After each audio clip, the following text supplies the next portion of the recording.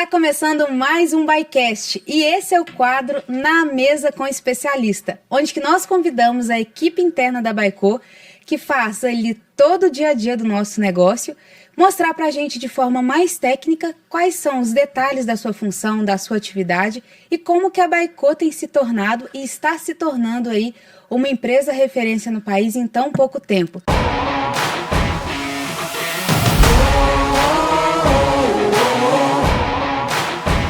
E hoje eu tenho a honra de entrevistar uma querida pessoa, uma pessoa que eu admiro muito, já conheço aí há quase 6 anos, tivemos uma grande experiência na antiga empresa que a gente trabalhou e estava no D1 da Byko, gente. Vocês vão conhecer quem que estava ali, ó, raiz, fazendo tudo no papel e que vai contar pra gente hoje sobre marketing, encantamento de cliente e como que pegou uma empresa tão pequena, com tão poucos recursos e ajudou também a galgar aí grandes passos.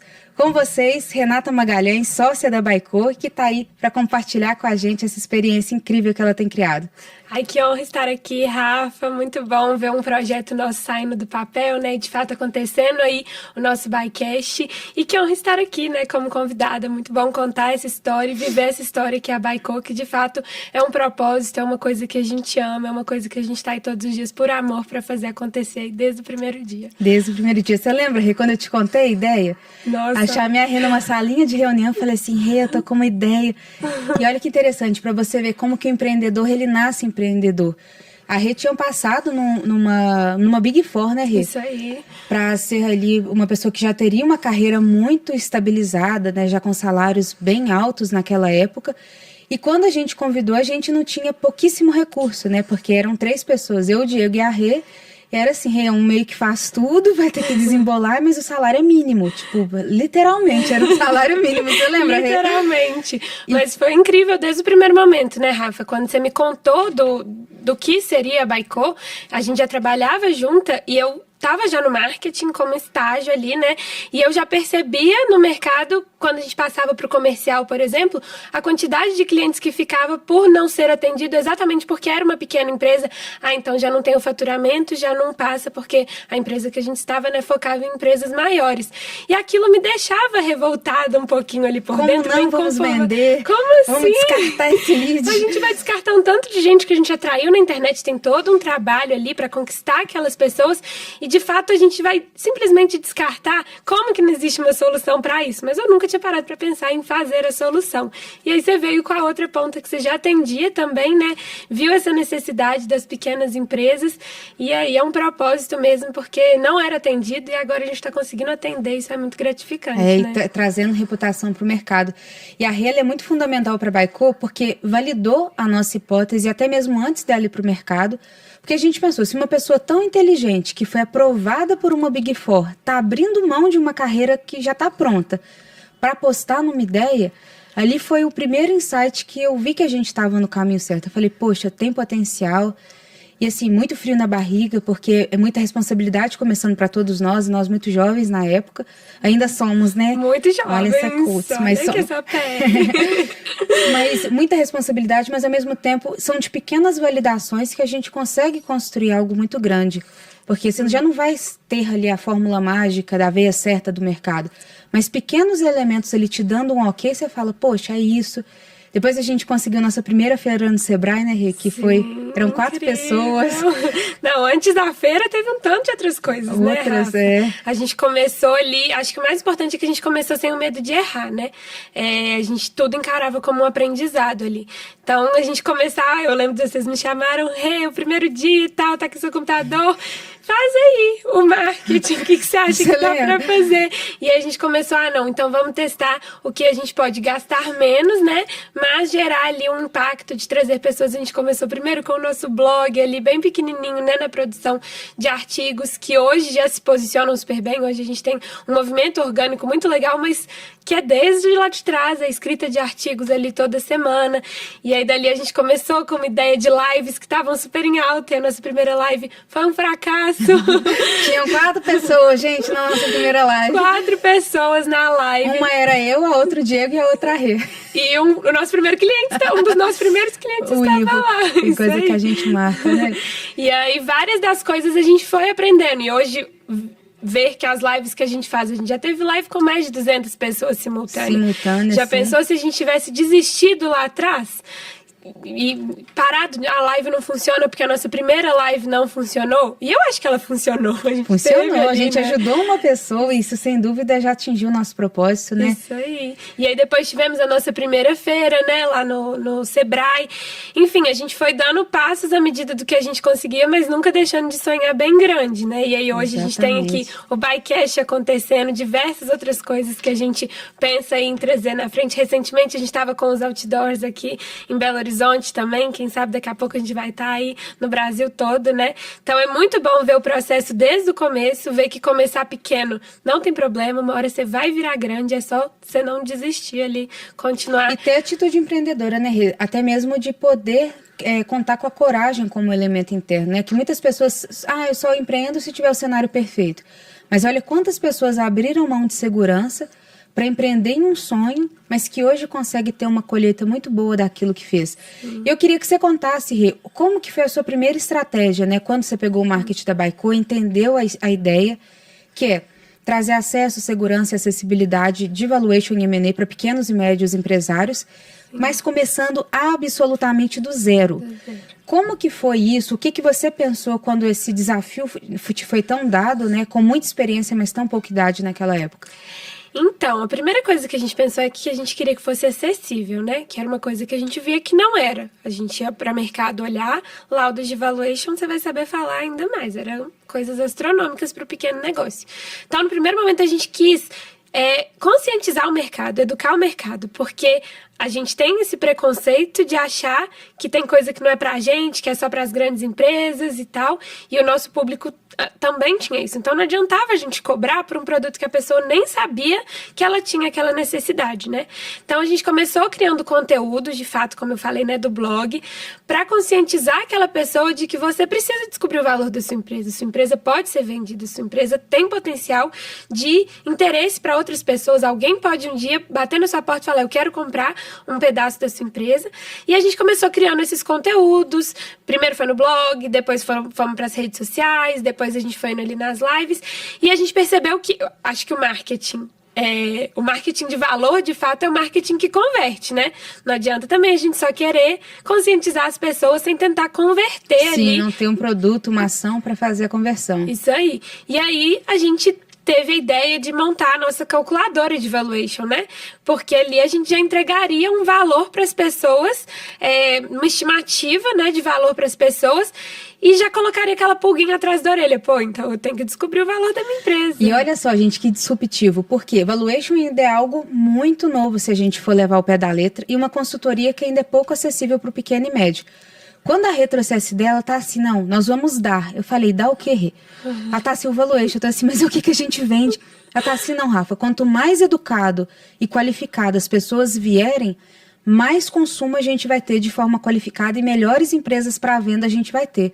Falei, não, que estratégia genial. E é claro que dá um medo, né, Rafa? É claro que a gente tem um medo de falar, nossa, será que se a gente der? Eu tive muito esse medo, conversei muito com o Diego sobre isso. Será que se a gente der, de fato, a pessoa vai deixar de comprar? Mas pelo contrário, como a gente dava uma estimativa de valor, até porque não tem como você falar o valor de uma empresa, você vai saber falar melhor ainda sobre isso, só com 5 perguntas na internet. A gente gera uma estimativa de valor. Mas a pessoa já cria aquela consciência de que aquilo é para ela, de que é acessível, de que ela consegue tangibilizar aquilo ali, ter um laudo de fato. Deu medinho, óbvio, mas aí a gente vai com medo mesmo. E a gente começou a ter muitos acessos, né, na nossa calculadora de valuation. Era assim, 200 pessoas por dia fazendo a nossa calculadora. Quando a gente olha ali que são pessoas que informaram nome, e-mail, telefone, diversas informações sobre a empresa, a pessoa tá querendo, né, realmente saber quanto que vale. Mesmo que seja uma curiosidade, mas em algum momento a gente vai tratando ela para entender a dor de fato, né, que às vezes foi ímpeto de curiosidade, mas o que a levou para aquilo? Somente o ato de curiosidade? E hoje, Rê, a gente já está batendo em quase 100 mil pessoas que passaram pela calculadora. 100 mil empresas com CNPJ, faturamento, lucro, setor e qual que é o valor provável dentro dessa estimativa de venda, que trouxe também para a Baico uma grande visibilidade, né? Como uma das maiores M&A techs do país, focadas em pequenas e médias empresas. trouxe a atenção de um banco, que é o Banco BMG, que hoje é um investidor da Baico, junto com a Araújo Fontes, e tudo isso de uma coisa criada há 4 anos atrás, com 2 acessos, e que quando esse pixel, esse carrossel foi aquecendo, tracionou, né, o negócio, de fato.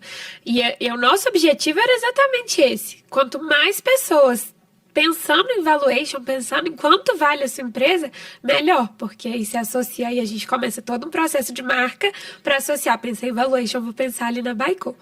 Porque se engana quem pensa que não faz marketing. Eu tenho uma empresa, mas eu não vou investir em marketing. Você faz marketing o tempo todo. A gente está aqui fazendo marketing. Que seja a imagem pessoal, que seja a gente se promover para o mercado. Todo mundo está fazendo marketing o tempo todo. Então, a gente queria estar na boca do povo estrategicamente. Você pode achar que você não faz marketing. Você só não está fazendo com estratégia, direcionando. Você está deixando o mercado falar por você o que você poderia estar falando, né? Então, no momento que a gente trouxe a calculadora, trouxe essa acessibilidade, até na feira, né? Que a gente levou calculadora, teste de perfil, e a gente estava dando aquilo ali, de fato, a gente ajudou tanta gente, e aí até uma reciprocidade do mercado, né? E aí as pessoas começam a falar bem, gera um marketing espontâneo. Querendo ou não, um marketing boca a boca ainda é um dos... A referência, grandes, né? Exatamente. Então, se você acha que você não está fazendo marketing, você está fazendo marketing todo dia. O ideal é que você faça ele intencionalmente, não deixar que o mercado faça por si só, né? Uhum. Ô, Rê, agora me conta com relação aos seus desafios internos. Então, você teve essa visão de mercado, essa estratégia, teve até uma coragem de tipo, vamos fazer o que ninguém tá fazendo, e a gente morrendo de medo de quebrar algo que a gente nem tinha. E com muita coragem você foi estruturando, sempre fazendo testes, estudando muito para ter muito conceito, né? Eu acho isso muito legal no seu perfil, que você não faz nada por feeling, mas tudo tem que ter uma razão, um estudo até para a gente poder tomar decisões melhores. Mas como que você veio, então, criando agora o próximo passo, que foi uma formação de equipe? Porque até então a estratégia você deixou em pé, fazia tudo, desde de escrever o blog, a tracionar, a criar produtos, né, e fazer as estratégias de marketing. Mas hoje, em qual momento você identificou que precisaria ter uma equipe? E conta um pouquinho mais para a gente da Renata Gerente, né? O que o DNA faz, o que essa visão traz aqui para todos, né, que acompanham a Baico desde o início e hoje já é uma empresa com 70 consultores. Perfeito. A gente, como eu falei, né, a gente começou muito pequeno e aí a gente vai fazendo um pouquinho de tudo. Mas é claro que para você ser boa naquilo que você faz, você tem que se especializando em algumas coisas. Então, essa necessidade foi surgindo, não dava tempo para a Rê sozinha fazer o blog, as redes sociais, fazer um podcast. Quando eu vi que os sonhos estavam maiores do que o que eu conseguia colocar no meu pratinho ali para fazer, eu falei, ops, eu tenho que trazer alguém, treinar o que eu já sei, explicar. E aí foi quando a gente começou a formar, né, primeiro o time de marketing, agora eu explico do DNA daqui a pouquinho, mas aí eu falei, produção de artigos, já tá rodando o processo, vou trazer uma pessoa que vai nos ajudar aí na produção de artigo. A parte do design das redes sociais também já tá rodando, vou passar pra gente assumir novos desafios, senão a gente não estaria hoje aqui como Bycast. Então foi muito pela necessidade, né? A gente ainda não tinha dinheiro ali pra investir, às vezes em colocar dinheiro na internet. E se você coloca pouco dinheiro, a coisa não traciona também. E aí foi quando a gente percebeu que a gente já tinha aquele valor ali para investir, é que de fato a gente trouxe pessoas para fazer ali toda a parte do tráfego. Então foi muito pela necessidade. E a gente viu essa necessidade porque a Baico cresceu muito rápido. Então a gente precisava trazer pessoas e estruturar outras áreas também. E aí me veio o desafio, sempre gostei muito, né, do frio da barriga ali, de tentar coisas novas. Mas como você falou, sempre fui muito planejadora. Então eu gosto de planejar bem, passar o que já estava sendo feito para manter rodando até que eu assuma uma nova posição.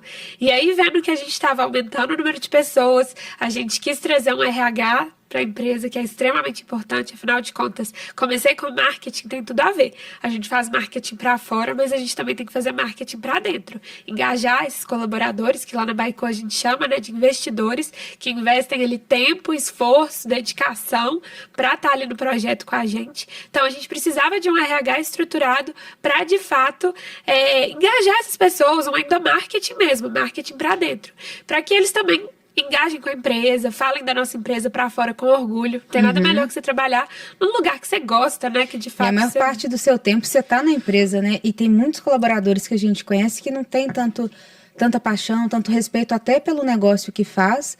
E como que ele vai conseguir vender aquilo com entusiasmo, refletindo se ele mesmo não está comprado pela ideia. Exatamente. Como que a gente vai vender para fora se a gente não vendeu nem para quem está dentro? Né? E aí, no essa foi uma sacada também que ficou genial e muito admirada hoje, que as pessoas querem entender como é que a gente engaja tantas pessoas qualificadas em tão pouco tempo, né? Já são pessoas compradas, pessoas que querem vislumbrar uma carreira de sócia, como você se tornou a primeira sócia da Baicô também, pelo tempo. O que a gente gosta de mostrar quando a gente traz um talento novo, né, pra Baicô, é que é possível. Eu tô aqui, eu sou prova disso. Eu comecei, como você falou, né, com um salário mínimo lá atrás, do zero, fazendo um pouquinho de tudo. E hoje tô aqui como sócia da Baicô. Gerente do time de G&A, que além do RH e além do marketing, também está com o administrativo e o financeiro ali focado em todo o crescimento e administração. Então, o G&A é o quê? A tradução de G&A? G&A seria growth e administrativo. Então, é o crescimento da empresa e a parte interna, que é o administrativo dela. E aí a gente puxou um pouquinho do marketing ali institucional para criar a nossa marca, porque hoje a gente atrela muito marketing e vendas, e de fato tem que ser, como eu falei, né? Marketing bom é o marketing que vende, que converte. Então hoje a nossa parte de conversão fica junto com o time de vendas no marketing, e a parte institucional tá com a gente, que a gente está criando valor ali para nossa marca, né? E isso é um valor extremamente importante quando a gente olha até o valuation, né, Rafa? É um ativo intangível extremamente valioso. Exato. Por que a gente paga R$20 num café no Starbucks que a gente poderia pagar 5 em qualquer outro lugar? Sim. Por causa da marca. Por causa da autoridade, da reputação, da confiança que aquilo tudo traz e que você se sente acolhido, poxa, para um café lá, para vender uma empresa na Baicô.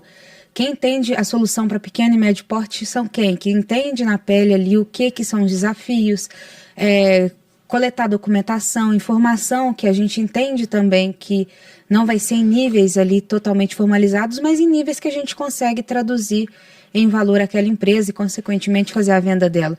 E muito isso, o mercado começou a se conectar com todas essas visões de marketing que foram criadas, né, desde o blog, as campanhas, a dar antes de querer receber algo. Então, sempre você trouxe muito isso. Vamos oferecer antes mesmo de querer cobrar, para eles entenderem se eles estão prontos. Para a gente vai ser melhor. Embora eu tenha relutado, eu falei, você tem certeza? E eu acho que o mais legal, quando a gente para pensar aí na história da Baicô, é que a gente sempre quis encantar as pessoas, né? De fato, a gente é dando que se recebe, né? Então, a gente sempre quis criar essa experiência, uau, essa experiência, nossa, mas a gente vai dar, o cliente também deve olhar e falar, nossa, mas eles me deram. Agora, inclusive, a gente está dando avaliações, o laudo, para as pessoas, gratuitamente. E se você está ouvindo esse podcast, você vai clicar nesse link e vai receber uma avaliação gratuita da sua empresa, um laudo aí especializado com 10 páginas que venha a varredura do seu CNPJ, toda a projeção que a sua empresa pode atingir e qual que é o valor de mercado dela. Só clicar aqui, ó. Isso, clicar no nosso Instagram que tá aqui embaixo e mandar eu quero. No momento que você mandar eu quero, você já vai receber. E nossa, a gente tá dando laudo agora, não bastava a calculadora, mas é porque de fato a gente entrega para receber, para encantar o nosso cliente e de fato as pessoas falam, né? Isso reverbera. Todo mundo sai com uma experiência de uau, que incrível. Foi realmente de ponta a ponta, foi uma experiência. E em qual momento, Rê, que você identificou? Hoje você está com quantas pessoas na sua liderança direta? Hoje no G&A nós somos 8 comigo, né? Então 7 liderados diretamente por mim. Desde a parte do administrativo, do marketing institucional e a parte do growth, que é o crescimento, as avenidas de estratégia que são criadas. E quando você percebeu que tinha mais um passinho que poderia ser dado, né, dentro disso tanto de coisa que já foi feita em tão pouco tempo, onde que você trouxe ali esse DNA que é seu, que inclusive está na nossa missão, né, que queremos levar o encantamento? Quando você percebeu que isso era também um ponto de virada para a gente? Eu li um livro recentemente, que me indicou inclusive foi o Diego, e que um dos principais pilares é a satisfação do cliente. Então, a gente estava com o marketing legal rodando, a gente estava ali com a estratégia rodando, mas será que a gente de fato estava encantando essas pessoas? Então, foi aí que a gente resolveu preocupar com a experiência do cliente e dar ainda mais do que a gente poderia para encantar, para dar aquele efeito uau, né? Eu sou fã ali da Disney, a Disney fala muito sobre isso, de encantar as pessoas e que isso que faz o negócio prosperar. Então, por isso que a gente criou uma área de suporte para a empresa como um todo, né? Do G&A, como um suporte de marketing, de administrativo, de financeiro, de RH, para isso tudo estar dentro de uma área só e, de fato, ser o suporte todo para a empresa crescer.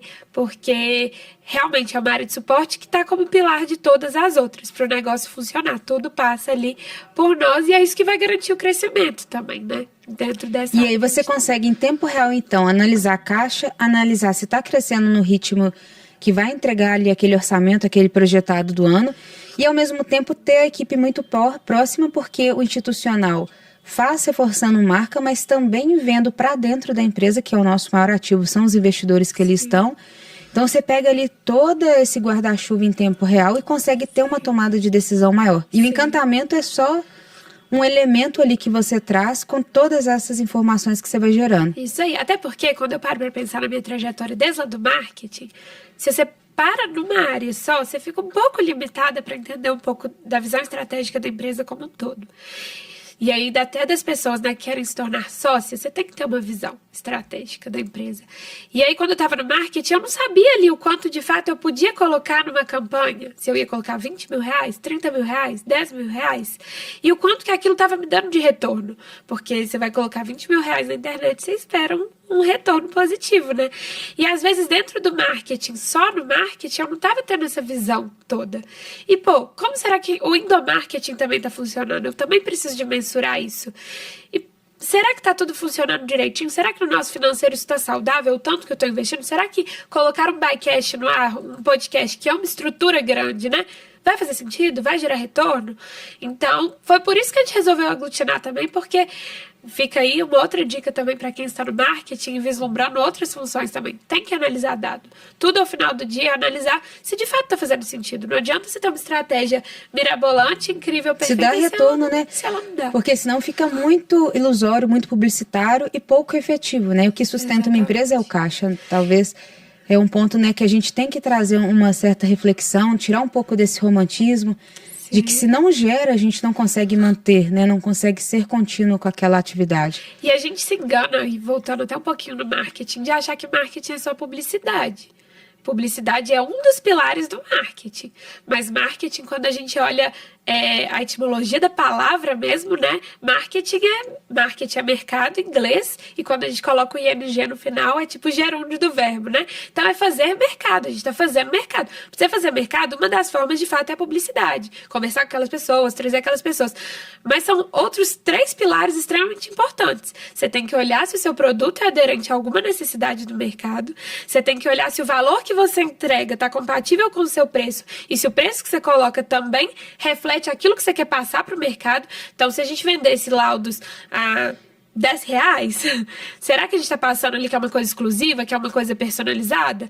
Ao mesmo tempo que se a gente coloca um laudo de 100 mil reais, que são os boutiques tradicionais, luxo, exato, que vai selecionar muito o mercado, né? E a gente iria voltar para o mais do mesmo, iria ser mais uma boutique aberta, exatamente, selecionando e qualificando grandes empresas de médio e grande porte e que tem honorários altos, né? E aí a gente pensa, preço é só responsabilidade do financeiro precificar? De forma alguma, o marketing vai entender aquelas necessidades do mercado, estudar aquele mercado e ver se existe também público-alvo para pagar aquilo ali, né? E o outro pilar do marketing, além da promoção, da publicidade, de divulgar, é também a praça, né? Que eles falam, quer saber onde seu cliente está, quem que é seu público-alvo, com quem que você está conversando, o que essas pessoas fazem, onde habitam, todas essas informações ali. Para entender se ela faz sentido com o produto que a gente está comercializando e qual que é aquela praça, aquela região que mais vai ter um perfil de consumo com o que foi criado. Isso aí. E se a gente fica com esse marketing limitado só à publicidade, a gente não enxerga todas essas vertentes que o marketing consegue atuar. Tem gente que acha que o marketing é só o digital, é só colocar dinheiro na internet, isso é marketing. Se a gente passa na rua e vê uma loja que tem uma vitrine, aquilo ali também é marketing, também tá te puxando para dentro. Tudo aquilo que visa atrair pessoas para dentro do seu funil, para depois se converter e lembrar sempre de se relacionar com aquelas pessoas para garantir que as necessidades foram atendidas, para ela lembrar de você no futuro, lembrar com boas experiências, fidelizar aquele cliente, tudo isso é marketing também. Relacionamento, sucesso do cliente e depois sempre a análise de dados também. Então a gente aglutinou tudo dentro do DNA porque de fato, se eu ficasse só com a visão visão de publicidade, trazer pessoas só, não ia funcionar. A gente precisava de identificar se financeiramente aquilo estava viável, se isso estava encantando as pessoas, se estava encantando os colaboradores, se isso estava fazendo o negócio girar, se estava tracionando o negócio, né? Então, por isso que a gente resolveu aglutinar tudo numa coisa só.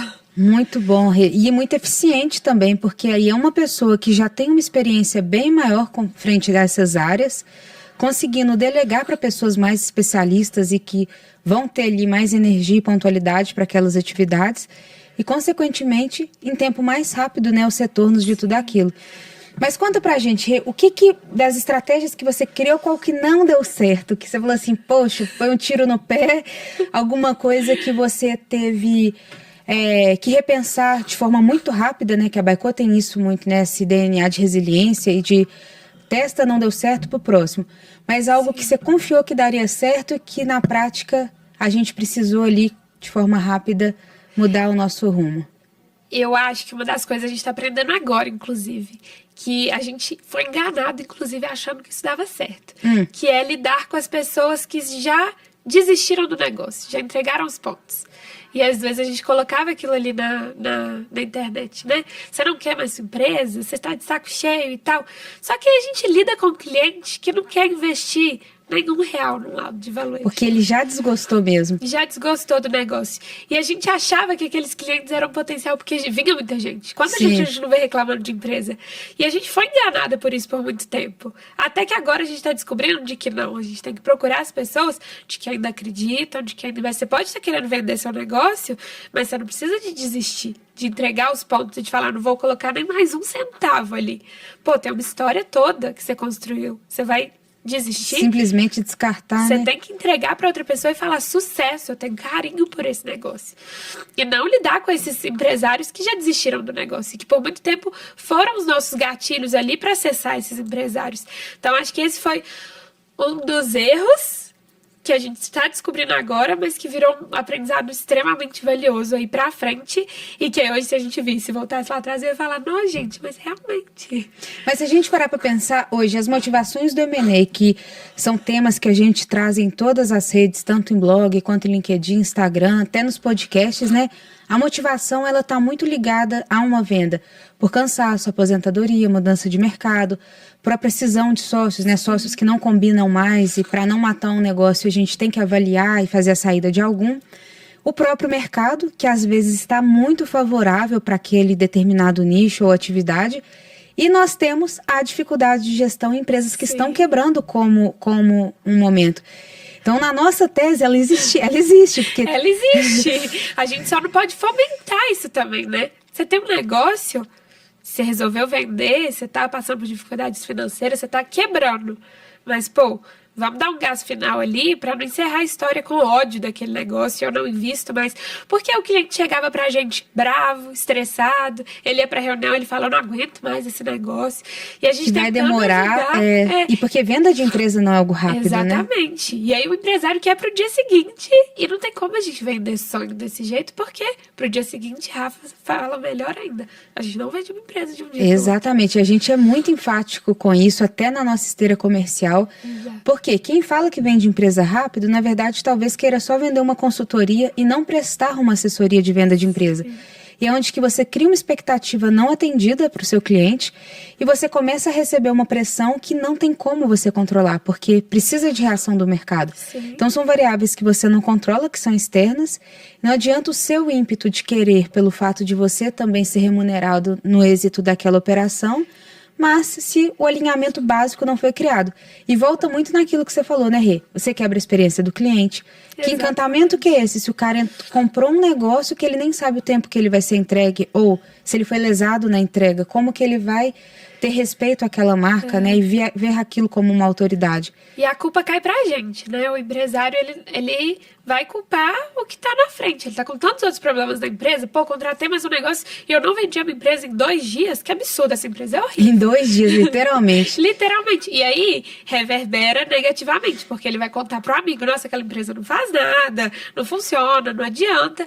Sendo que existe todo um processo ali por trás, né? Isso que você falou é muito interessante, porque a gente tem muito cuidado com isso. E se vocês forem procurar até uma empresa que queira fazer o M&A do seu negócio, Procure alguém que tenha respeito primeiramente ao seu tempo, que é algo que nunca mais vai voltar, e ao processo, porque para vender uma empresa em operação é entre 6 meses a 1 ano, em expectativas muito positivas para o negócio acontecer. Então, a gente tem empresas que a gente vendeu no 3º ano, então elas foram passando ali, cada ano a gente foi fotografando, foi preparando os negócios, e aí a gente, de fato, conseguiu aposentar o empresário, que é o objetivo do M&A para o PME. E a pergunta é, como que você, empresário, vai aposentar? Através da venda da sua empresa. Isso tem que estar muito claro.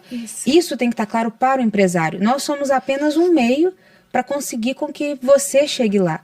Mas se você não conceber isso e não entender, talvez você perca a curva de saída, talvez você não entenda ali qual que é o melhor momento e a gente não tenha tanta assertividade, né? Esse é o processo de educação de mercado que a gente tem que focar agora, porque a gente focou por muito tempo, até para manter a Baicô, né? De valuation, sabe o valor da sua empresa, vendo o seu negócio, mas a gente tem que criar o empresário preparado para o dia que ele quiser aposentar. Não vai ser hoje, não vai ser ano que vem, não vai ser daqui 10 anos, mas um dia vai ser.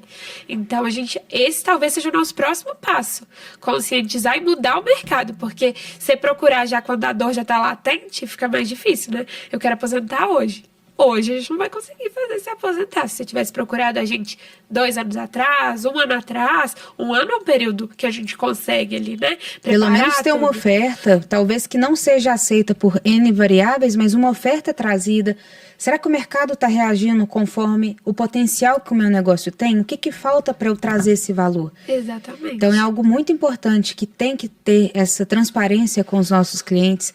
Também entender em qual momento de maturidade está o mercado para que a gente também se posicione da forma correta e não faça essas vendas mirabolantes, né, de prometer algo que não consiga entregar. E a gente já está com uma taxa muito legal, né, Rafa? Se a gente olha a nossa taxa desse ano, a gente conseguiu vender quase que uma empresa a cada 45 dias. Exato. Então, as vendas estão acontecendo. Gente, uma empresa vendida a cada 45 dias. Isso pensando em empresas tradicionais é algo que a gente não consegue conceber, porque demoram ali, essas boutiques vendem 3, 4 empresas por ano. A gente vende uma a cada 45 dias. Pois é. E aí, claro que a gente se esforça para vender o mais rápido possível, mas a gente também não vai leiloar a sua empresa a qualquer preço. Existe todo um processo ali de preparação do negócio. Se às vezes o negócio não está preparado, teve um podcast recentemente falando sobre registro de marca, a importância disso. Você vai desvalorizar o seu negócio, sendo que você pode valorizar e ter uma venda melhor. Vamos preparar esse negócio, fazer uma coisa mais bem pensada, mais intencional ali, para você fazer uma boa venda, para você aposentar direito, que seja, do que vender ali de supetão, eu quero vender amanhã, do jeito que for, aceito o que for. Isso a gente não quer fazer também, né? A gente quer que seja bom para as duas partes. Bom para as duas partes e que respeite a decisão inicial dele. Se aposentar, gente, quanto mais recurso vier, melhor vai ser. Então, por isso tem que ser feito com calma, para que não fique aí essas coisas que não respondem a pergunta. Às vezes, você trabalhou para sair no fim do dia com 100 mil reais. Isso não te aposenta, isso talvez te dê um conforto por uns meses. Mas é muito isso que o empresário tem que pensar. Está conectado à ambição dele? A estratégia que a gente está criando para a venda? Porque senão lá na frente não conecta. Sim. E é esse um ponto muito claro. E eu acho que as pessoas entenderem também esse processo pessoal, mas entenderem o processo da Baicô. A gente está validando estratégia há muito tempo. A gente não quer que o cliente pense em má vontade de não vender uma empresa, jamais.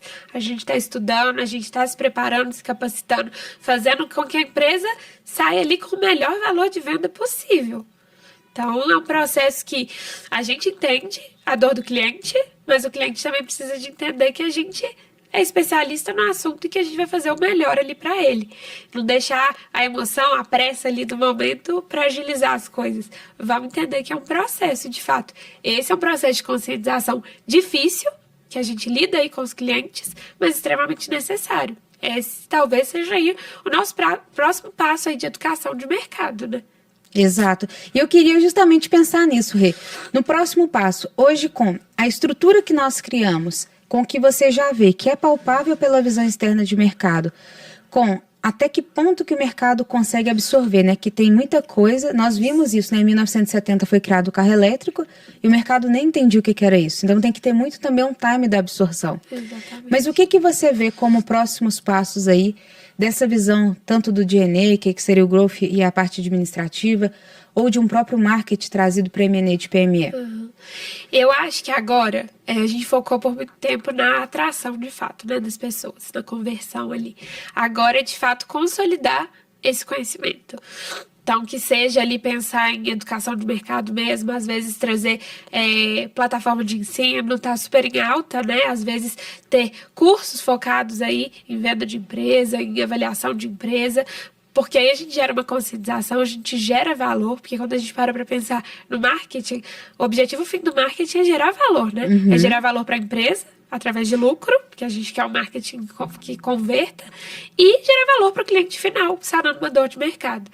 Então, às vezes, se a gente começar a pensar na educação como primeiro passo e a expansão também da marca, né, como um todo, para a gente se tornar referência, toda vez que você pensar em vender empresa, avaliar a empresa, você pensar na Baico, acho que o próximo passo, então, seria educação mesmo e, às vezes, não deixar de lado a conversão, porque conversão funciona, às vezes a pessoa já está ali naquele momento, mas já conscientizar da pessoa que abriu a empresa, ela já pensar na estratégia para quando ela não quiser mais a empresa. Para quando ela quiser vender. Isso aí. Então, esse trabalho de educação acho que seria o próximo passo e um alcance ainda maior a nível global. A gente já atende todo o Brasil, mas às vezes entender mais as particularidades, porque o Brasil é enorme. É um continente, né? É um continente. Então, tem diversas particularidades ali que eu acho que às vezes faz sentido a gente começar a entender melhor. Às vezes, o prazo de venda no Sudeste é maior que o prazo de venda em algum outro lugar. Região. E uma coisa que você falou é interessante, porque é um comportamento a venda de empresa, não é algo específico do brasileiro ou nosso. As empresas nascem, geralmente, por famílias, e essas famílias, por esses motivos que a gente citou, em algum momento elas vão querer ser vendidas, né, ou captadas aí para investimento, para crescer de forma mais rápida. E esse é um comportamento que é replicável. Então, por isso até do nome Baico ser já em inglês, né, porque a gente tem esse sonho grande de ser um produto global, que é comprar e vender companhias. Buy de compra, code company, né, comprando companhias, então. É o foco da Baico como um todo, porque é algo replicável, algo que dá para a gente também atender o pequeno e médio mercado desses lugares e trazer aí uma visão empreendedora diferente. Quantos negócios locais estão à venda que são muito bons, que têm reputação de 30 anos e que pelo simples desconhecimento ele simplesmente fecha. Sim. E aí, isso agora numa escala maior, quantas pessoas que a gente vai conseguir ajudar? Exatamente. E numa escala global, como você falou, é replicável. E lá fora isso já acontece. Então, lá fora, as nossas barreiras vão ser menores. A gente está no Brasil e a gente quer fomentar isso no Brasil. Mas eu acho que expandir as fronteiras também não está tão distante, assim, eu espero, né? Porque, de fato, isso já acontece lá fora. A gente tem essa missão aqui de mudar no Brasil, porque, de fato, tem muito potencial no Brasil, mas lá fora, com certeza, já está aí no nosso alvo. Nossa, que ótimo, bom saber, né? Que o que a gente sonhou, a gente está conseguindo entregar. Que o nosso sonho inicial foi de 10 anos, né? É um sonho de médio prazo, não foi? A gente nunca também teve essa ilusão que a gente ia fazer isso em um ano. E a gente está no 4º ano agora, já com musculatura, com retorno, né? Sobre as expectativas que nós criamos sendo entregadas e aceitas. E para poder buscar esse sonho grande na Baico 7.0, a Baico 10.0 lá na frente, algo que traga. Rê, conta pra gente. Eu ia falar só que é legal de ter acompanhado desde o começo e de ver o que a Baico nos ensinou é de fazer as coisas aos poucos também. Às vezes a gente quer fazer tudo ao mesmo tempo e não dá. A gente teve que focar um período ali no valuation, depois focar em estruturar o M&A e depois focar nessas outras coisas que a gente quer, de educar o mercado, de educação mesmo. Agora a gente lançou um novo produto, né, que é captação de dívida, investimento através de bancos, renegociação, alongamento. E isso já era coisa que a gente pensava lá atrás, né, Pensando lá atrás, no início. Só que como que a gente ia colocar tudo para rodar de um dia para o outro? Então eu acho que é isso também, que a gente tem que entender o nosso processo de Baico também, de entender que é uma coisa de cada vez, mas nunca ficar parado, né? De ir aos pouquinhos ali, mas a gente nunca ficou parado e a gente conseguiu diversas coisas com isso. Mas a cada ano a gente teve um insight extremamente valioso que mudou o processo, aí veio a Baico 1.0, a Baico 2.0, melhorando o modelo anterior, 3.0, agora vamos começar com a Baico 4.0, né? Mas sempre aperfeiçoando, trazendo uma coisa nova e não querendo fazer tudo de uma vez. Não, muito bom. E Rê, dessa jornada que você teve desde o D1 até hoje, qual que foi, assim, a sua grande realização? Isso é até uma curiosidade que eu tenho. A grande realização. Tipo assim, isso foi eu, tá vendo aquilo dali, ó? É a minha digital, dentre todas, né, que tudo foi compartilhado e criado muita coisa assim, collab com outras pessoas, mas aquilo que você tem um grande orgulho dentro da Baiku. Pode parecer bobo, mas eu acho que às vezes a gente tem uma validação muito grande da família, né? E aí eu acho que o dia da virada, assim, foi quando a gente apareceu nas ruas de fato e a família toda começou a mandar: nossa, essa empresa tá nas ruas, que é isso? Vocês estão no outdoor? Realmente aquilo ali, o coração bate até mais rápido, né? E quando eu vi as pessoas da minha família, eu já falava com muito orgulho, mas as pessoas da minha família também falando com muito orgulho.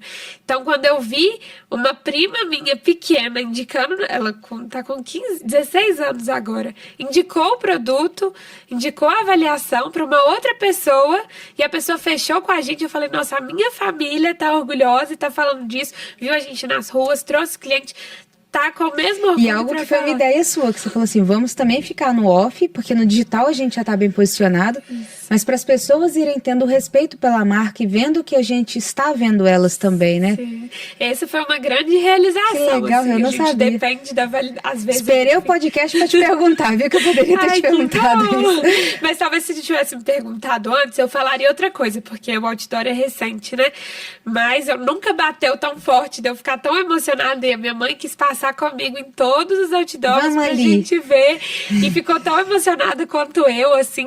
Então realmente foi quando eu vi saindo cada vez mais do papel para atingir pessoas ali da minha família, meus avós, que às vezes não é um cliente, não é uma pessoa que a gente vai lidar porque já se aposentaram, enfim, mas eles falam, nossa, que legal sua empresa, que é isso, legal demais. Isso eu falei, nossa, acho que isso é a elite, né? Que a gente tem a trend do TikTok que fala, isso é elite, isso é elite. Pra mim foi o dia que o coração realmente bateu mais forte. Ai, que bom saber. A gente compactou muito também dessa apreciação familiar. É algo que também eu tenho muito valor pelo que a minha família vê de mim. Sim. E hoje, assim, sem dúvida nenhuma, é algo que a minha mãe, né, o meu pai também estivesse aqui, ele teria um orgulho imenso, porque viu que a gente tirou do zero algo e com muita força de vontade, abrindo mão de muita coisa, porque literalmente ninguém vê que você já formada como experiência, abriu mão para ganhar um salário mínimo durante mais de um ano e apostando em algo, né? Assim, numa aposta, numa entrega muito alta, numa energia exclusiva daquilo, acreditando, convertendo, entendendo por que deu errado e com muita humildade toda hora ia lá e arrumava, entendia. E a gente apanhando todos os dias do mercado, da própria empresa, né, que vai crescendo num ritmo que a gente vai perdendo ali o tamanho. Sim. E conseguir ter a maturidade também, né? E mesmo assim, tão nova, você tá com 26, isso. Mesmo tão nova, conseguiu aí coisas que talvez pessoas da sua idade hoje nem saibam o que é. Como ser sócia de uma empresa de sucesso, tirar uma coisa do papel e conseguir entregar. E talvez algumas pessoas vão ter consciência disso com 35, 40 anos, e você tão nova já conseguiu ter essa visão que é muito admirável. Quando eu contei pra minha mãe, né, pros meus pais, eles falaram, tá doida? Como assim você não vai... Minha mãe é ex-Big Four, né? Como assim você vai falar não? Eu falei, uai, mãe, eu tô na Baiku, eu quero ficar na Baiku e tal. Mas eles sempre deram total apoio. Minha irmã, principalmente, deu muito apoio. E você lembra da nossa primeira salinha? Gente, era uma salinha deste tamanho, nem cabe com um carpete azul, um carpete barato, porque o piso tava feio. Pra trocar o piso ia ficar caro, a gente colocou um carpete lá de R$10 o metro.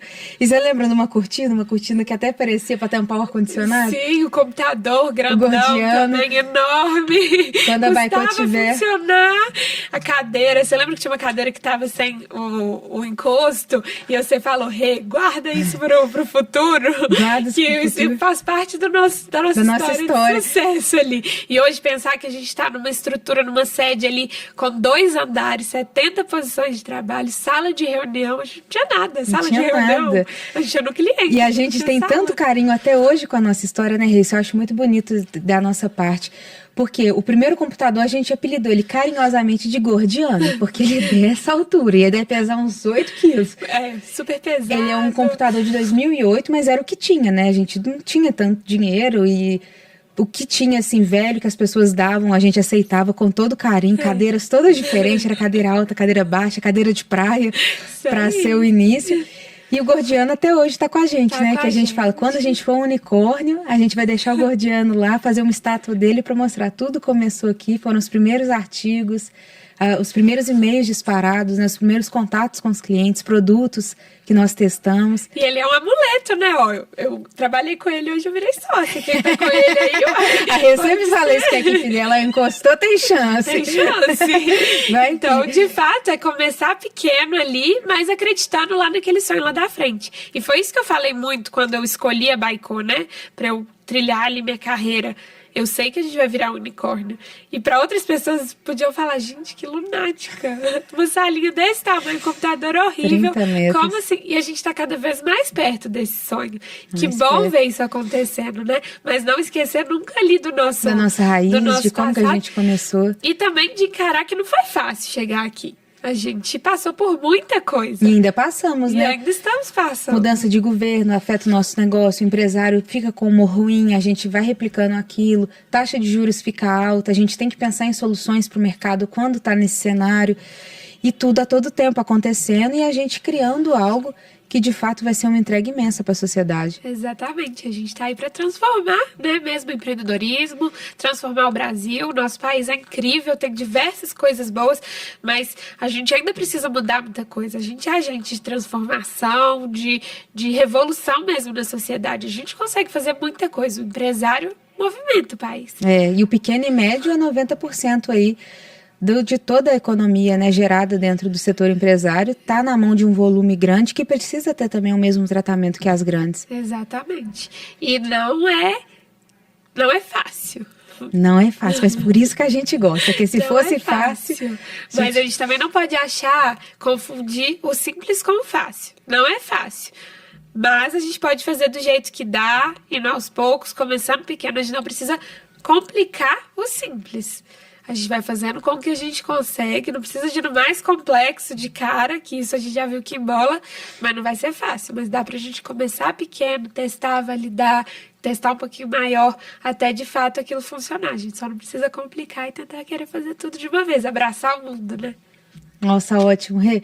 A gente tá chegando ao final e para encerrar eu queria que você deixasse uma mensagem para empreendedores jovens, né, tanto homens quanto mulheres, que tem isso no coração, a chaminha, mas que também queiram, né, apostar e que tenham essa sabedoria que você teve ao longo da sua jornada profissional e pessoal. Então deixa um recado para essas pessoas que quem sabe você não inspira aí um jovem empreendedor, uma jovem empreendedora. Isso aí. Eu acho que é tirar esses preconceitos que a gente tem, porque às vezes a gente tem uma ideia brilhante, a gente tem aquele fogo no coração, mas a gente fica, o que meu pai vai achar, o que a minha mãe vai achar, a vida é sua, corre atrás dos seus sonhos, porque eu acho que é melhor ser lá na frente arrepender de ter feito do que de não ter feito, porque não tem como você voltar atrás e falar, nossa, eu devia ter apostado naquela empresa que virou multimilionária, mas eu quis fazer carreira no negócio tradicional, mais certo ali, mais sem riscos ali, mais segurança, porque meus pais achavam que seria legal. E o retorno é proporcional ao risco que a gente corre, exatamente. Né? O retorno tanto desse orgulho que hoje a gente tem no peito de falar, fomos nós aqui, lá atrás que fundamos a Baikô, que hoje é um orgulho imenso que a gente marcou positivamente a nossa vida e vai marcar ainda com mais episódios felizes. E essa sabedoria, né, de agora a autonomia é minha, eu que escolho, e o meu coração, a minha mente, né, o que eu acredito está para esse lado e é para aqui que eu vou. Exatamente. Se der medo, vai com medo mesmo. Tá com frio na barriga, gente, é muito gostoso quando você enfrenta o medo, quando você vai numa montanha russa e você sente aquele frio na barriga, mas depois que acaba você fala, nossa, eu quero repetir, foi muito gostoso. Então, se eu pudesse voltar atrás, eu faria tudo de novo, igualzinho. Porque eu acho que você tá com medo, vai com medo, tem risco, podia ter dado errado, como pode dar muito certo, como deu comigo, que bom, né? Então, eu acho que é isso, persista ali, corra atrás dos seus sonhos, porque eles não só podem, como vão se realizar. Ah, que ótimo, Rê. E só reforçando também uma coisa que eu já te falei algumas vezes, mas acho que nunca é demais, é o quanto que eu sou grata por você ter acreditado, pela pessoa incrível que você é, pela sua honestidade, pela sua força de trabalho, dedicação, amor que você coloca nas coisas. Eu acho que existem profissionais bons e existem profissionais extraordinários. E o que diferencia ele é o amor que você coloca na sua atividade, a humildade que você tem em aprender. E isso mesmo tão nova é assim uma sabedoria e um ensinamento diário que você passa para todos nós, mostrando que nunca tem que parar de aprender, mas ao mesmo tempo a gente tem que arriscar, a gente tem que ir para frente, testar algumas coisas, se der errado a gente volta. E assim, sou muito grata, porque se a Baico existe, são por pessoas extraordinárias, e saber que você estava lá atrás, num alicerce tão frágil por ter sido a abertura, mas ter tido aí uma pessoa tão incrível para poder segurar as pontas na hora que a gente mais precisou. Ai, que bom, e obrigado por tudo, viu, Rê? Pelo trabalho, pela pessoa incrível que você é. Eu que te agradeço. Obrigada por a gente ter se conectado desde o primeiro momento, né? Desde quando a gente trabalhava juntas. A gente sempre se conectou. E obrigada por ter tido essa ideia incrível e por ter me convidado para embarcar junto com você. Porque além de relação de trabalho, a gente criou uma relação de amizade. Sim, sem dúvida. E eu acho que estar num lugar que você aprecia as pessoas, você é um exemplo aí pra gente, pra todo mundo da Baico. A gente se espelha muito em você. Então, obrigada por ser esse exemplo. E você que nos dá essa coragem. Você que fala, não vão, que a gente tá junto, a gente senta e faz junto. Se der errado, a gente volta e chora e vê o que deu. Então, acho que isso que também me deu a coragem ali de falar. Se a Rafa tá, então bora lá que vai dar certo. Aí deu certo. Tudo que você gosta dá muito certo. Então, vamos juntas aí. Sou muito grata a você, grata ao projeto, e eu sei que vem muitas coisas maravilhosas aí pela frente. Vai, gente. E a gente tem muita coisa ainda para entregar pro mercado. Podem aguardar, viu, pessoal? Obrigado aí por terem participado de Na Mesa com Especialista, com Renata Magalhães, sócia da Baico, parte de marketing, de DNA, de encantamento de cliente. Coisas muito sábias aí que a gente está compartilhando da nossa prática. Não é algo teórico que a gente está trazendo, mas como que a Baico conseguiu, em menos de 4 anos, ser uma empresa aí com faturamentos admiráveis, investida por banco, uma empresa com uma reputação e autoridade nacional, graças a pessoas como o Rê, que acreditam e têm amor em tudo aquilo que faz. Obrigado, pessoal, e até a próxima. Obrigada, pessoal. Tchau, tchau. E fiquem de olho, porque tem muita coisa boa aí para vir. Baico ainda vai fazer muito barulho. Boa!